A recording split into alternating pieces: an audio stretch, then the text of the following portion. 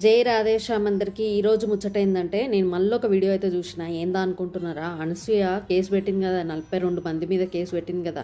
సంధ్యారెడ్డి, పావని, శేఖర్ భాష, ఇంకా చాలామంది ఇన్ఫ్లుయర్స్ అండ్ యూట్యూబర్స్ కూడా ఉన్నారు కదా. సో చాలామంది మీద కేసు పెట్టింది, ఎందుకంటే తనని చాలా అసభ్యకరంగా మాట్లాడిరని చెప్పేసి కేసు పెట్టిందంట. నాకైతే ఇది అస్సలు కరెక్ట్ అనిపించట్లేదు. నువ్వు చేసిన దానికే కదా వాళ్ళు నీ పైన వాక్యాలు మాట్లాడారు. నువ్వు పెట్టుకున్నావు కదా ఇన్స్టాగ్రామ్లో అసభ్యకరమైన ఫొటోస్, సో అవే కదా తీసి వాళ్ళు మాట్లాడారు. సో మళ్ళీ దానికి కేసు ఎందుకు పెట్టావు?